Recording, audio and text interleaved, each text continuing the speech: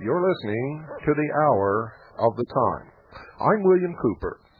Tonight, folks, you may experience a little static on the line. It's raining here and the lines are wet, and we have GTE, which is the absolute worst phone company in the entire United States of America. I think they're still using 1930s equipment or something, but every time anything gets wet around here, all the phones go crazy. Tonight, we are supposed to have a special guest calling in, and I'm going to tell you right now, it's Linda Thompson, and we've got an awful lot to talk about. Now, I don't know if Linda realizes that we're having some phone problems, and I don't know if she understands which lines she's supposed to call in on, because it's been quite a while since she's been a guest on this show. She used to know to call in on 2174. So if there's anybody out there listening who has Linda Thompson's phone number, either office or home or both, please call her and ask her to call in on the call-in line 602-333-2174. That's 602-333-2174. When we talked this afternoon, because she's been on the show several times and has always used that line, I assumed that she would remember the number and call in on that number, but I think she's probably trying to call in on the number that we're linked up to the satellite on. So I don't know if this is going to work or not, but if there's anybody out there listening who knows Linda Thompson's home number and or her office number, please call her and ask her to call in on 602-333-2174, and we're going to give a lead-in that we'd already picked out for her. If she doesn't show up, we got lots of other things to talk about, so that's okay. And that might be her right there. Let me check it out. Well, we'll do the lead-in, and if that's her, if that's you on the line, Linda, and it's not, because whoever it is just hung up. So anyway, we'll do the lead-in and see if she calls. Well, we're going to try it. Hello. Hello? Is that you, Linda? Oh, I can barely hear you. You can. Well. And you don't sound like yourself. The line is blocked. I had to go through the operator. I'm going to try again. Okay. Oh, now you're in. You're in clear. Is that okay now? Yeah, what'd you do? I didn't do anything. Oh, now you're not clear. Let me try dialing it again. I had to go through the operator to get through. What we've got here is General Telephone and Electric Company, GTE. You're in clear again. I don't know what the deal is. Well, it's GTE. Their phones are like prehistoric. And the company really, frankly, my dear, doesn't give a damn. That's what we got to put up with here. Plus, it's raining outside, and GTE doesn't know how to insulate their lines, so nothing works with GTE when it rains. Oh, how wonderful. Well, when I first tried to call through, I kept getting busy, and I went through the operator, and it would ring and hang up. So 15 tries, and here we are. Well, at least you got through. That's a miracle. I want you to know a whole bunch of people called on the other lines to let me know you were trying to get me. That's good. Wonderful. Okay, Linda, there's a lot of controversy raging right now about your film, Waco, The Big Lie. Most of it coming from three individuals, one Tom Donahue, one Bobo Grits, another one Ken Fawcett, who, by the way, came on this show and made a statement that what he saw at the end of that tank was flame. Oh, you mean now he's saying it's not? Now he's saying that it's some kind of insulation material. Oh, that's the same story all the feds are saying. Okay, well, now we know who's who, don't we? Right. All right, well, it's not insulation material. They've apparently come up with a piece of tape from CNN, the bastion of integrity that they are, and claim that that's the same footage as I have, and they're claiming that I cut mine off early, and that if I had let it play another few seconds, you could tell that it was insulation material.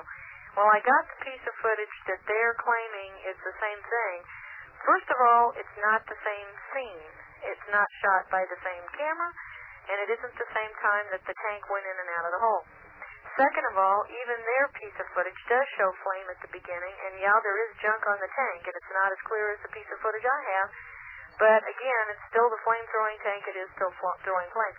Not only that, I've gotten more footage from a satellite feed, a guy that taped it off satellite, that shows the same tank at the front door. You can see it shooting flames very, very plainly, and at the corner of the house where it shoots flames again. So we've probably got, plus it's also got the same scene as my tape has, only from a different camera angle. So it completely corroborates what's in Waco the Big Lie and has additional footage. So we're going to make an update tape and put this footage out because there is no way in this world that they can cover the rest of the times that this flame-throwing tank has been captured on videotape. Every expert that has analyzed my first tape, including Department of Justice's own experts, have said that they absolutely, Justice Department said they don't know. They won't say what they think it is. They said it appears to be flames, but they don't know. Now, they couldn't even get their own expert to lie and say it wasn't flames, and you know if they could, they would. We've had an FBI forensics fellow look at this, and umpteen TV stations have analyzed the tape. It's not monkeyed with. It is flames, and now we've got even more proof, and we just got them by the yin-yang. That's all there is to it. We've got them. I've got to correct something. I said that it was Tom Donahue, and that's not correct. And I don't know Tom Donahue, don't know anything about him. But that's not correct. It was the Tom Donahue show, but it was Ron Engelman who was making these statements. So let me correct that right now. It was not Tom Donahue. It was Ron Engelman. Might as well leave Tom Donahue in there, and I'll tell you why, Bill. Thursday, 2 weeks ago, I got some phone calls from people that were at a radio station in South Bend. They had received a fax from Ron Engelman that said he had absolute proof that the flame-throwing tank in my tape was not flames, okay? That's what the fax said. Now, this was on Thursday. That same Thursday, Tom Donahue announced on his program that the following Tuesday, Ron Engelman was going to be hosting his show, Donahue Show, and that he was going to have distressing news about the Waco tape. That was the show I'm talking about. Ron Engelman Tom made the announcement. Now, I called up Tom when I found out, what was going on with this fax that Engelman was claiming to have proof that the flames weren't real, because I smelled a rat, frankly. And I called up Tom Donahue, and I got his answering machine, and Ron Engelman returned the phone call, not Tom Donahue. And I asked Ron Engelman what was this distressing news going to be, and he said, well, that's just not flames on your tank. And I said, well, how do you know? And he says, well, he's going to have an expert analyze it, and he was going to have it, he had another piece of tape that was going to prove that it wasn't. And I said, well, who's your expert? And he says, well, I don't know. Some other guys are setting it up for me. And I said, you mean you haven't even had it looked at yet? And you're claiming you have proof that it's not real? And he said, yes, he had not looked at it. He had not had it analyzed. And I said, well, what does this piece of footage show that you claim that you got? He says, well, I haven't seen it yet. So here they're already making a claim on Thursday that they're going to claim on Tuesday that the tape footage is not genuine, but they haven't done anything to analyze it or anything. So basically what they were doing was lying. It was absolute fraud. And I sent a letter to the president of that radio station that Donahue's on, and I talked to the president and the guy that said he was the vice president about this, and I said that Ron Engelman had just admitted to me on Thursday night that his announcement on Tuesday was a fraud, that he had not analyzed the tape, that he had not looked at any tape from anybody else, but he was still going to go ahead and announce that it was not flames in my tape. I said, this is ridiculous. And I sent them a letter to that effect and said that if they did that, I was going to sue them. And they went ahead and did it because apparently Tuesday they made that announcement. Well, so I just hope that they're prepared to back it up in court. I know they're not. And that's the only option I have left at this point because they did this for publicity, I think. Is the only explanation I could come up with for it. Well, I doubt it. Now we've got additional footage, and it absolutely positively has them locked in. There's no way they can avoid 6 different scenes of this tank with the flame coming out of it. Now, are these all different angles? Yeah, all different angles. Well, if they're different angles, it can't possibly be a reflection off of something. No way. So, there is no way. Besides that, even on just the piece that I had when we made the first Waco tape, a Boy Scout can look at that and see it's fire. It doesn't take a rocket scientist to figure it out. And well, the truth is when I watch that tape, it sure looks like fire to me. Every time I see it, it looks like fire to me. And I have a degree in photography. I've analyzed, I've made many different video documentaries. I know how video cameras work. I can't see how anybody could say that's a reflection off of something and be able to prove it. At this point in time, there's thousands of people that have this tape. We've had dozens of TV stations analyze the tape. We've had everybody walk it through frame by frame, and there's not a single person out of all those thousands of people that have made that claim except people that we know are government operatives or opportunists. And, I mean, we're talking 6 people out of the whole country at the most are making this claim, and they started off claiming it was insulation until I pointed out to them that the house had no insulation. And so they changed it. Now they're claiming it's a reflection, or they're claiming it's an orange curtain. Now, I think those two things are the most absurd claims I've heard yet, because first of all, if you look at where the sun was at that time of day, it could not be reflecting from there. And secondly, orange curtains don't glow. Well, I haven't seen one that glows yet, but I haven't seen everything. But thirdly, that doesn't explain away the type of tank that it is, since it is a flame-throwing tank. Now, in the Justice Department's report, they claim that they had 2 CEVs, and they call them CEV-1 and CEV-2, and CEV stands for Combat Engineer Vehicle, and that's kind of a generic name for tank. And in the Justice Department report, they said that they had looked at CEV-1 and CEV-2, and neither one of them were equipped to throw flames. That was to explain away my tape. What they don't mention is that on page 59 of the Justice Department report, it says very plainly that CEV-2 broke down and the tank crew went and got another tank. Now, that's what they're trying to do to explain this tank away. But they don't address the fact that the tank that's brought in shoots flames. Yeah, well, a combat engineering vehicle, Linda, is something that looks, it's armored, it's big, it looks like a tank, but it's capable of taking a tank in tow and is supposed to carry the necessary maintenance equipment to be able to fix another armored vehicle. What we see clearly in there is a tank with a turret with a gun barrel on that turret, and the turret is turned around so that the gun barrel is facing toward the rear of the tank, away from the portion of the tank that's actually going into the building. Now, for the last 3 days, I've been watching that tape, and Carolyn can verify this for anybody who wants to know, if you want to call in or something. In fact, she's sitting right here. For the last 3 days, once I begin to hear these things from everybody, I have actually been sitting in front of a TV monitor for over 8 hours each day, including today, studying every single inch of that film. And I discovered something else that I hadn't seen before. As the tank is going into the building, as it pulls out, and you can see the flame on the front of the tank, there are 2 men lying on the roof above. There's 2 guys on the roof, and that's right. I now have the footage for when they get off the roof. And they are wearing black uniforms and hoods. Yep, and one of them has a rifle that you can see. Yeah, now I've never saw it before because I was always looking at the front of the tank for the flames. I never even looked up there. And we thought it was one guy and a hole in the roof, but once we got some stills made of this thing, the silhouettes of the guys' heads turn up perfectly, so we keep looking, and now I've found footage that's continuous footage in places that we didn't have it before, because the problem with this thing is they were not broadcasting this live like they claimed. They really were on a time delay, and different stations cut out different pieces.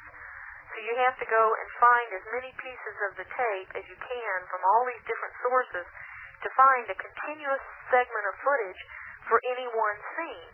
And so now we've found where you've seen on my tape where the one guy jumps off the roof and walks off. He's one of those 2 guys. And then the other guy jumps off just before he does. He's over in the corner. When that guy's up on the roof and jumps off, the other guy is over on the very corner and jumps off. And there was a tank that had come up to both of them just before that. And we've got the footage. I'll put that in the update tape because you can see them both on the roof later as a tank comes up to them. And I think that tank lets somebody else out. We've got more footage that shows agents in and out of this house. We've got a piece of footage that shows a tank spearing somebody and dragging them out through the wall, speared on the tank. Whoa, wait a minute. It's gory. Wait, back up a little bit. Let's say this again, Linda. All right, the tank that knocked the corner of the house off, which I think most people got to see that part of the tank knocking this right-hand corner of the house off. If you're looking at the front door, the right-hand corner of the house has got a big chunk out of it, and you saw the tank do that. What you didn't see was before it knocked that corner off, and this is where I can prove CNN has doctored their footage and not released the whole thing, even when they were claiming to broadcast live, is there is footage before that, and what that tank did was it speared somebody. When it went into the house, it speared them, and it backs out and it looks like it's an agent, not a Branch Davidian, because the person is wearing one of those hoods and a black suit. The body is just speared on this tank gun, and the tank goes back into the house and knocks this guy's body off by rubbing the tank gun up against the house, and that's how the corner of the house got broken off, was they were wiping this guy's body off like you'd wipe a bug off your shoe. Wow. And you can see the body fall, and you can also see agents run up under the tank and into the hole that was just made by the tank. And there's another scene that we got that shows an agent up very early, way before the fire, up near that same corner of the house. You know how you would wind up a garden hose in your hand? Well, he's doing that with some kind of hosing that's up there by the corner of the house. And they've never mentioned anything about hoses or, at all. Hoses? Yeah, some kind of hose. And he's not at all afraid of being shot. And this is very early, way before the fire. Yeah. How do you know it's not an electrical cord or something? Well, it could be. What he's doing is going through the gestures of, just like when you wind up your garden hose, he's standing there doing that with something. Or a data cord. Yeah, it could be anything. But it's some kind of a hose or a cord or whatever that he's wrapping up. And the other thing is, this camera angle that this guy had, it's a satellite feed, and it's over kind of towards the, let's see. I haven't seen any of this footage that you're talking about. No, you haven't seen it, and I'll be glad to I'm going to make an update tape with it. At the south end of the house, where the underground tunnel was, there's footage from that I had never seen, and there's these orange blobs, or they look like body bags is what they look like. You know how they covered these people in these yellowish orange things when they were taking the bodies out? Yeah. These things are all over the place at the back side of the house, and I had never seen those before, because you never get that camera angle. We don't know what they are, but you can see several of them. Well, we had reports from, not reports. We had one report from someone who claims that he was hiding in the brush and woods back there and watching the back of the house, and he said that Branch Davidians ran out of the back of the house, and as they ran out, they were shot and killed as they were trying to escape out the back, of course, where there were no TV cameras. Now, I've never talked about this because we could never verify it, and I'm going to tell you right now, folks, if you're listening, this is unverified. We do not count as legitimate information from one source. Well, I'll tell you what might back that source up a little bit is there was a barn behind the house, and I have pictures of this, and one of my pictures is in the Jubilee this month of the barn that the FBI hostage rescue team had set up. They had sandbags all inside this barn, and they punched holes in the wall for the snipers to shoot out of. And that was behind the house, and I got pictures of that. So they definitely did have snipers back there that could shoot at anybody that came out. And another thing that, you can see this on my tape, and I didn't know it, somebody just pointed it out to me the other day. There's a scene where when the lady is saying they were not knocking small holes to inject tear gas, they were destroying the end of the house. The camera pans then, and you can see just before the camera stops on the crushed end of the house, look at the back end there. The whole gymnasium is gone. It has been totally destroyed, and that is the garbage that you're seeing all piled up there before the camera stops. If you look at some of the earlier scenes and compare it, they completely obliterated already that back end of the house. And I never realized that, but until somebody pointed it out to me. Everybody that watches the tape footage sees more things. And Well, I've seen a lot more that I haven't even talked about yet. I spent 3 days, 8 hours a day in front of this monitor watching every single inch of that. What I've been doing for months. And you see, you're just looking at a few little snippets, and you're seeing, probably hundreds of things that are important. Picture having several hundred hours of this footage, and all of it has something. And do you realize not one of these so-called independent investigators has asked to see any of this footage? None of them. And I've called Janet Reno's office and talked to a fellow that she brought with her from Florida that I assume is, someone that would tell her, and told them what we had, and his attitude was pretty much, well, tell the FBI, tell somebody who cares. And like I'm going to tell the FBI when it's the FBI we're talking about. Yeah. That's who did this. Well, I want to tell you that we do have quite a bit of the footage that was on the KU band that nobody's seen. The reason I was spending so much time in front of your film is because the controversy was over your film, and they were making direct accusations about your film. So I was trying to correlate this or disprove it or find out what was true or what was false, as I always do with everything. And what I discovered is there's no way that anybody can say that is or is not a flame. It looks like a flame to me, and I believe that it is a flame. And if anybody says that it's not a flame, I can tell you right now there's no way in this world that they're going to be able to prove that. You can see something hanging off the end of the tank. But what you see there as a flame doesn't look like a reflection off of whatever's hanging off the end of the tank. It looks like a flame that's in front of whatever that is hanging off. On the VHS copies, what you don't realize, when you see something that looks like it's mashing down the flame, it's not junk mashing down the flame, it's smoke. And the flame and the smoke are both being blown down by the wind. And you can see that a little better on the 3/4-inch copy. You should have that. Have you looked at that? Oh, yours got eaten. Mine got eaten. Send you another one.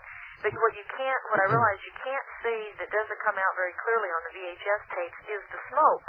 And the smoke itself is what conclusively proves you're seeing fire, rather than a curtain or insulation, because reflections and curtains don't make smoke. Also, folks, I got to tell you, my master tape was on 3/4-inch, and it got eaten by the tape machine. And so what I've been watching is the original VHS tape that Linda sent me a long time ago, which is not even close to the quality of the master tape that got eaten. So as soon as you get another master, step that through a machine and see what else you can see, because you can see a lot of detail in the 3/4-inch copies that you lose when it goes to VHS, because VHS is such a poor quality. Yeah, I know that. And I didn't know any of this when we started making videos, but when you make a copy, it gets worse and worse each copy that you make on a VCR. Yeah, each generation. And you lose a lot of quality. That's correct. But we've got all this tape available, in good quality copies that the investigators could look at, and they turn their noses up at it, and we've got clear, convincing proof that these guys murdered the Branch Davidians with a flamethrowing tank. Now, why won't they look at this tape? Why won't they look at this footage? Why don't they have a real investigation? Who's covering it up and who's involved? We know. It goes all the way to Clinton. Well, it goes to a lot of strange places, which we're going to talk about in the second half hour. It's incredible what we're finding out, and what we're going to be talking about in the second half hour, folks, is going to just blow your mind. So stay tuned. Don't you dare move away from that radio.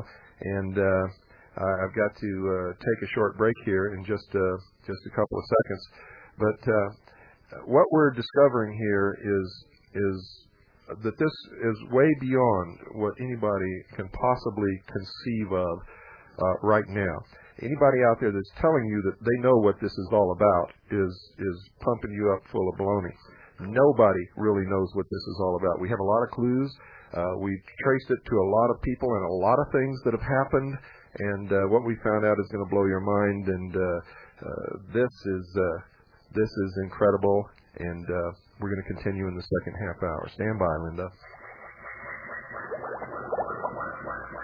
Up from the coldest and darkest regions of the sea, as old as time itself, comes the most terrifying monster the world has ever seen. The Sea Creature! Slithering over the face of the earth came a monster from beyond the stars. Inhuman, indestructible. Life on this planet was doomed when it conquered the world! These will be the strangest, most terrifying motion pictures you have ever seen. You will see monsters from a nightmare. The most horrifying creatures that ever made you wake up screaming. The She-Creature! And Well, you've put all these so-called patriots in this country to shame, Linda, and I'm proud to walk with you, not just for a ways, but for the whole mile if we have to. I'd take you up the river with me any time, and I was a river patrol boat captain in Vietnam, and that's a lot to say for somebody like me who's gone up the river. Now, we've just found something out. We're going to reveal it for the first time tonight. Well, I want to say one thing. You sure did nail the guys that were going to turn out to be the turncoats in this thing early on, and I was skeptical, but I can't say you didn't warn me. That's for sure. Yeah. And everybody that you have pinpointed, you have turned out to be 100% right. Well, I don't like to be right about things like that, but unfortunately it is right. And you did. You grilled me and you raked me over the coals, and there was a few times when you just flat told me that I was full of crap. But you found out yourself. But let me break this story right now, because the Kaji people have been going full-blown into this. We have investigators all over the country looking into Waco. We had people on site when Waco was happening, as you all know, all of you who listen to this show all the time. What we have found, ladies and gentlemen, is that during the years that MKUltra was being conducted by the Central Intelligence Agency, the Seventh-day Adventist Church furnished volunteers for mind control experiments under Project MKUltra. Now, this went on for many, many years.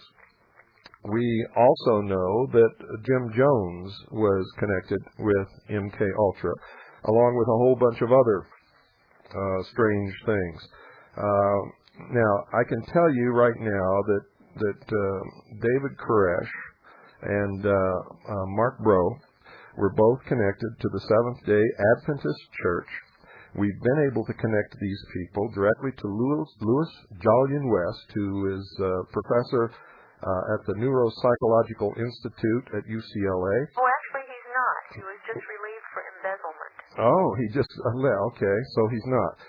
He was also one of the prime doctors in connection with Project MKUltra, along with a lot of other people, including Barry Taff, who's a frequent writer for UFO Magazine, and who actually set Vicki Cooper, the publisher of UFO Magazine, up with an apartment and didn't even know her when she arrived in Los Angeles after coming under the witness protection program after blowing the whistle on the Mayflower Madam. This thing goes all over the place. And when David Casolaro was talking about an octopus, we here at Kaji are beginning to know exactly what this guy was talking about. And coincidentally, he was writing a book that he was going to name Behold a Pale Horse, which is the same name that my book is called. So we all have an understanding of this that goes much deeper than most of you may understand or realize. This whole thing is very strange. We know that David Koresh went to Israel where he studied the Talmud. We have information from sources that while he was there, he was trained by the Jewish Defense League in infantry tactics. Not just him, but him and a couple of his followers, men, and that they came back to the United States. And so this is not just about some little drug lab that used to be on the property that the Branch Davidians occupied, although it may have something to do with the ultimate outcome. We've also found out that there was a tunnel leading from the house of the Branch Davidians down to a little dam across a drainage ditch, which could have been used as an entrance and an exit way. And talking to some of his family members, apparently during the siege, somebody used this to enter and leave what they call the compound, the church area. We also know that on the Linda Thompson film, you can see agents with their hands in the air backing away from this same drainage ditch, backing away not away from the Branch Davidian buildings, but away from the end of the tunnel toward the Branch Davidian buildings. Now, watching this like everybody else did, I didn't understand which way they were backing until I began to really study the film and the layout of this property. What have you got to say about all this, Linda? Well, it gets curiouser and deeper and deeper. We've got the connections that you just pointed out to the MKUltra project, and I was working on that from a completely different perspective and pretty much came up with all the same things you came up with. I had heard originally that maybe this whole thing was a mind control experiment, and I just scoffed it off. I thought, oh man, that's out there with the loonies, I'll put that definitely aside as a possibility. And in checking this out, it all returns to that probability now rather than impossibility, because this Louis Jolyon West was and is an experimenter for the CIA. He's written 12 different papers that I've found so far on brainwashing, mind control, and cults. And he has experimented with implants into people's brains, LSD and hypnosis, brainwashing techniques, and being able to manipulate people through different types of sound waves and microwaves that can be pinpointed to portions of the brain to make you respond in a specific way, passively or actively, for instance. And he was one of the consulting experts during the Branch Davidian siege. Yeah, that's It's just the very fact that he was even around makes me wonder why. Really? Why was he around? And then why did we have a British spy plane brought in? Why was there this international involvement? Why do we have the guy who was the so-called detective following them around for 2.5 years? Why was he hired by the law firm that represents the Mossad? And why was Cult Awareness Network involved in this and using as their experts people such as Louis Jolyon West? He's called Jolly West. Terrible nickname if I ever heard one. For him, yes. The great mind control experimenter. That's a direct connection between Cult Awareness Network and the CIA, and we know that the ADL right now is being exposed as a covert agency of the CIA, that they gather information on people and groups. So we've got the same little snake's nest again behind everything. Now why? Why this particular little group in Waco? Why were they targeted? Why were they so important that they all needed to be killed? What was it they were going to reveal to the world that would make them worth killing? Well, maybe I don't know if they were going to reveal anything to the world or not, but I will tell you this. It involves much, much more than a bunch of local politicians involved in a methamphetamine lab. It goes all the way around the world. Well, it surely does, because just look at we've got an Australian connection to this thing, we've got a British connection to this, and we've got an Israeli connection to this, and we know that several of the people that are claiming to be Branch Davidians are government agents. Now, this doesn't make any sense at all unless it is international in scale. It makes no sense that all of these international agencies would be involved in this. Now, there's a tape which exists, which is on the way to me as we speak, and as soon as I get it, which will be after my stint in San Mateo sometime, I don't know exactly when it's going to arrive. On this tape, there's a conversation between one of the sheriff's department personnel and an ATF agent, and during this exchange, the ATF agent says to the sheriff's department personnel that he's going to turn the whole matter over to his partner. And when he turns it over to his partner, the person on the phone is Rita Starlene Riddle. So Rita is an agent too. She was asked point blank about this, and she did not deny it. Nor did she confirm it, but she would not deny it.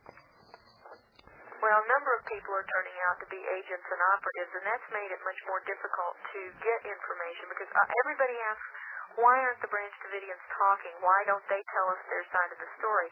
And I think it's because the only people that are real Branch Davidians that were in that place are being kept from talking to anyone. Or maybe dead. And the rest of them are agents. Or maybe dead.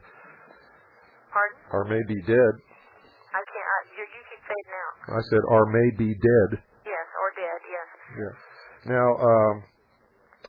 I want to point out to everybody out there that Rita Riddle has children. And so don't go condemning her. Maybe she did this because her children were threatened. We don't know. And during a survival situation, people do strange things. And so all we want to do is get at the truth. We don't want to persecute anybody. We want to get to the truth. And it looks like the truth right now is Rita Starling Riddle was involved with the ATF. Now, there's a lot more to this. It just keeps going and going and going and going and going and doesn't seem to want to stop. In fact, remember Ron Engelman was the radio host that supposedly was communicating with the Branch Davidians while the siege was going on, and he was working with Gary Hunt. You remember the whole premise for Gary Hunt claiming that he had this? Yeah, I've got to ask you something. Where did you get that film, that clip of film in your video of the funeral scene? That was broadcast over television as it was on a news show as being a scene from the funeral of one of the ATF agents, and I knew it couldn't be because if you look at it, the cars in the background are all from the 70s. The clothes on the people, if you look at the women, they're wearing mini skirts with empire waistlines, which even though mini skirts have come back in style a little bit, the empire waist and the top neckline and so forth that this one woman is wearing is definitely not in style. Then they have the bouffant hairdo, which is a lot different than the big hair that you see now. The bouffant was a specific style. And what I noticed when I first saw that was I recognized one of the men carrying a coffin, or the coffin, as someone that I was in the Army with, 15 years ago. And he didn't look like he'd aged. I said, man, for 15 years, he looks awful good. And then that's what got us looking at that piece of tape a lot, and we realized that can't possibly be the scene from a funeral now. All the cars are from the 70s. Even the cameras that the cameramen have in the background are old-fashioned cameras.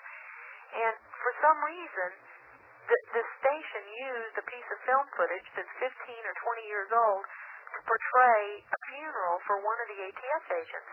Now, I don't know if they just used it to show a funeral or if it was an intentional misrepresentation, but it also looks like Gary Hunt is one of the people in the back carrying the coffin. Well, we've had 8 people make a positive identification that the last person on the far side holding the casket is Gary Hunt. Well, that's why I went ahead and put it in, because now, it had been shown. That person also matches the photograph that Gary Hunt sent us for his press credentials, which he ultimately stole from us and we believe are probably in the ATF files. Now, something else is really strange about that clip because except for Gary Hunt, the one who has been identified as Gary Hunt, the other men carrying that casket all have Hitler mustaches, every single one of them. One thing I thought about that, though, is they could be military mustaches because they have to cut their mustaches off right at the top of the lip and at the outside edges of the lip. No, that's the exact same mustache that Hitler wore, and it doesn't look like real hair. It looks like it's been drawn in like with a mascara picture right under their nose to make them all look like Nazis. And if you took that directly off of a television broadcast, then somebody's really playing with our minds. Really? I mean, I'll have to go back and look at that. Oh, I've studied it for 3 days. You go back and look at it. All you people out there who have the Waco the Big Lie, go back and start looking at that film with a fine-tooth comb, and you're going to see things that you... I know that I put that film footage in because it was so bizarre to me. I recognized one of the guys, from 15 years ago, and then recognized Hunt, too, because, of course, I've seen Hunt, and I didn't want to claim it was Hunt, without having anybody else authenticate that for me, but it sure looked like Hunt to me. It looks exactly like the photographs he sent us for his press credentials. We've had CADGI members show the video to people who know Gary Hunt, and 8 different people have positively identified that man as Gary Hunt. Well, while we're on the air, if anyone has ever seen Ron Engelman and Gary Hunt at the same time, I'd like to know know that too, because the one piece of film I have that shows somebody that's supposed to be Ron Engelman looks an awful lot like Hunt too. So I don't know. Well, I want y'all to understand that I don't have anything bad to say about Ron Engelman. I know Linda doesn't either. And all during the Waco siege, Ron Engelman was on the radio trying to tell the world what was happening. But there's some strange things going on.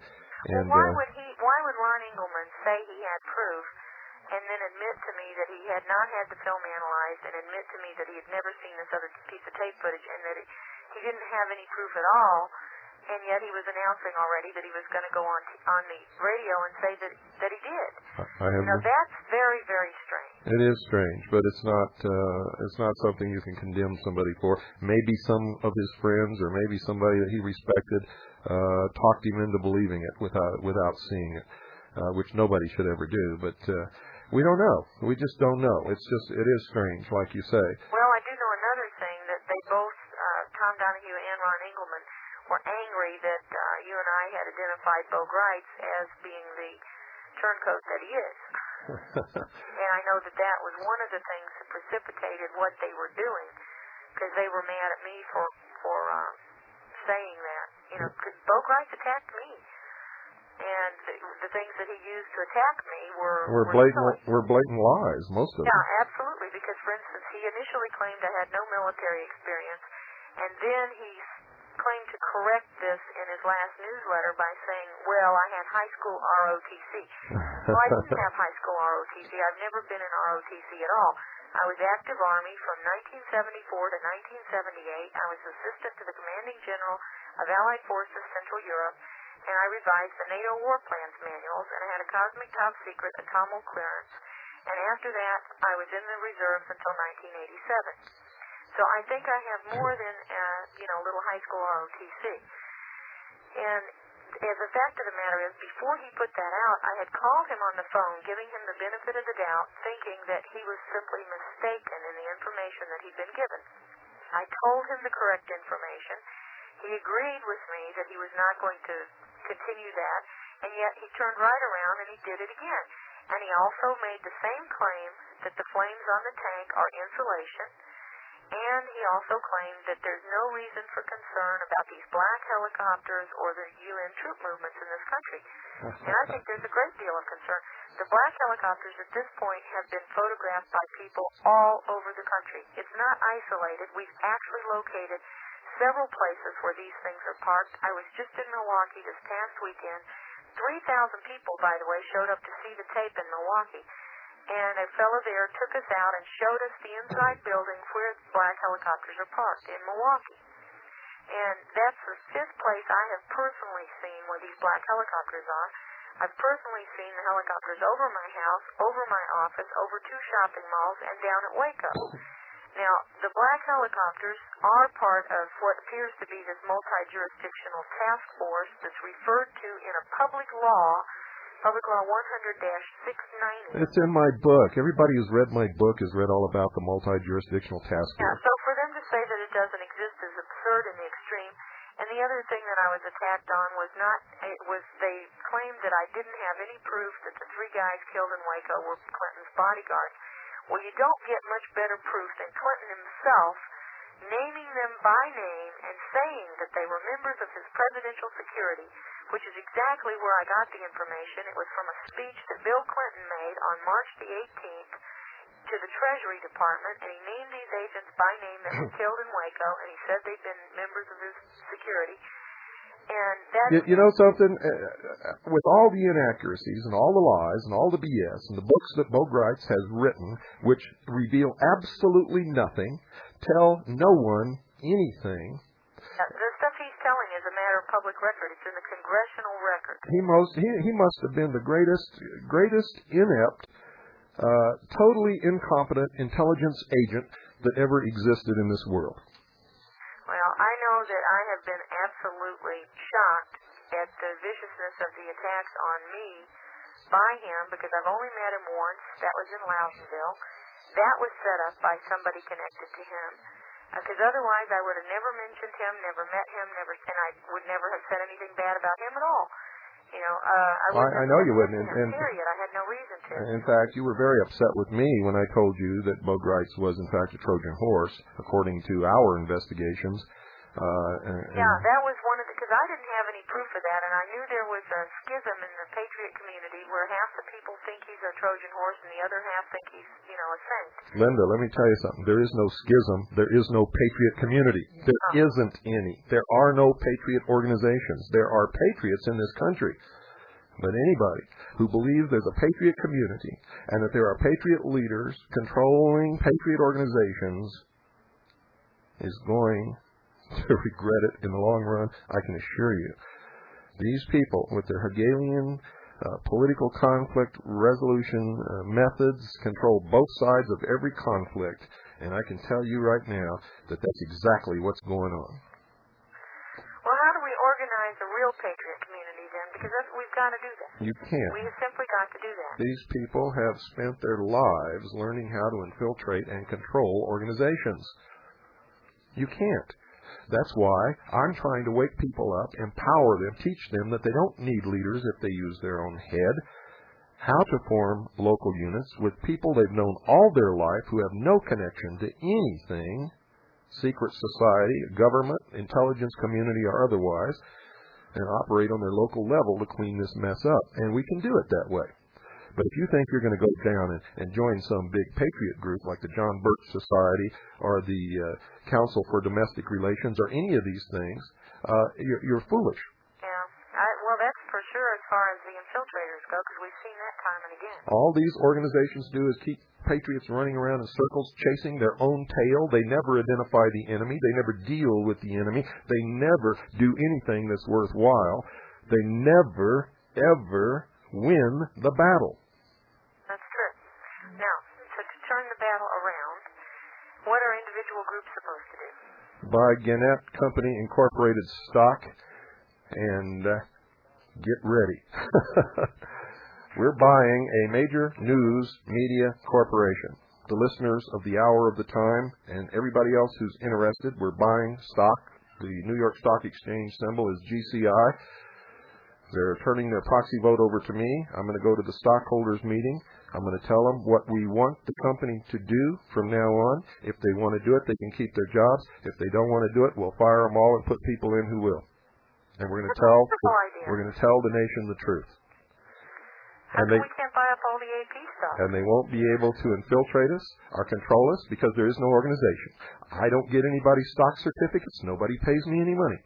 But I may end up as the chairman of the board again at Company Incorporated. That's a neat approach. So that's what we're going to do. And Linda, I want to thank you.